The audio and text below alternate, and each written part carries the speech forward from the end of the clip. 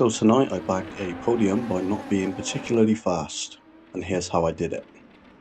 So this is me highlighted in 6th position, and the main mission here is to get out of turn 1 without any damage and just hopefully a good drive coming up to Eau Rouge.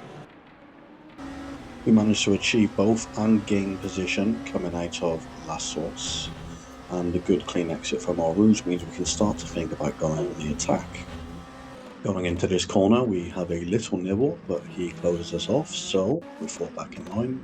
A couple corners later, we have another little nibble, and again he closes us off, so it's time to fall back in line and respect those tyres. Now, I want you to pay attention to the car in front. Notice how, when he takes corners, his lines are a bit off, a little bit ragged, a bit sporadic.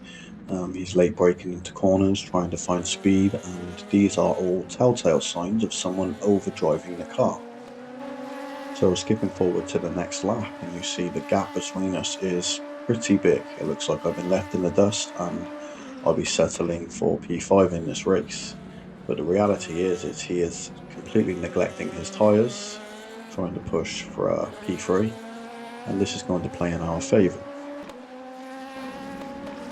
So now let me take you on board with P4. This is lap 2 still, and as you can see, he's pushing hard to a fault.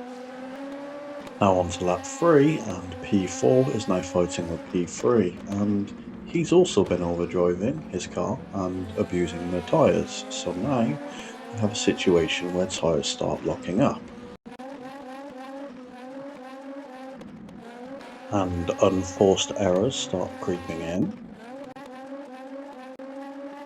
hurting the tyres even more, causing more lockups. By lap 4, the damage is fully set in for both cars, and we can start to use that opportunity to start to press. So the car up ahead has locked up his tyres and overcooked the corner, and now the overtake is just a formality, something that would have been very difficult on lap 1. True to form, the guy who I just overtaken continues to overdrive the car, desperately trying to find the time to overtake me. You can see him lunge into this chicane, which obviously isn't ideal as it sacrifices both his exit and his tyres. Heading into La Source now, and it's a similar story for taking P3. He's cooked his tyres, put his foot down too heavily on the exit, and spins. So as we descend into the cone here, I want you to just observe P4's driving through there. He's overdriving constantly, putting on throttle when he doesn't need to, late braking. He continues this behaviour throughout the whole of the next lap. And you consider how close we were coming up the Kemmel Straight. I'm going to show you a picture of how far away I am from him just one lap later. This is the perfect side-by-side comparison between overdriving the car and driving within your steady limits. Go slower to go faster, it really is true, and this is case in point.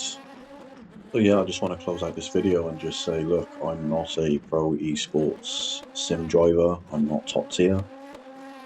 Dead middle of the road and learning just like you guys are, but it just goes to show, yeah, one fast lap doesn't really mean much when you're being consistent.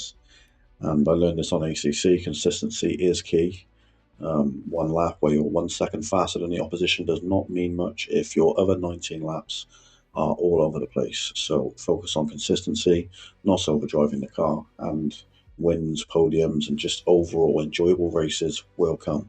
Thanks for watching. I've been Sector 1. You've been absolutely beautiful. Bye bye, love you, bye bye bye bye bye bye bye bye bye bye bye bye.